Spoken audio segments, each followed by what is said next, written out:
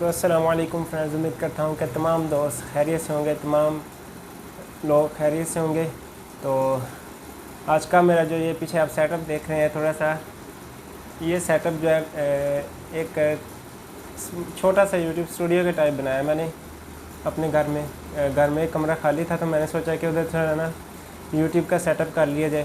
तो मुझे तो अच्छा लग रहा है, आप भी बताइएगा कमेंट में कैसा लग रहा है, कमेंट्स करके ज़रूर बताइएगा। ये स्टूडियो इसलिए मैंने तैयार किया है कि घर में जो है ना वैसे रेगुलर जैसे हम रहते हैं वैसे वीडियो बनाना, एडिट करना शोर शराबे में बहुत ज़्यादा मुश्किल काम था। इधर मैं वीडियो बना भी लूँगा, ठीक है, कुछ इन्फॉर्मेशनल वीडियोस जो हैं वो इधर मैं बना भी लूँगा, इधर ही बैठ के एडिट भी कर लूँगा, इधर ही अपलोड हो जाएंगी। अकेला बैठ के बंदा कर लेता है, यानी कि कोई शोर शराबा वगैरह नहीं होता।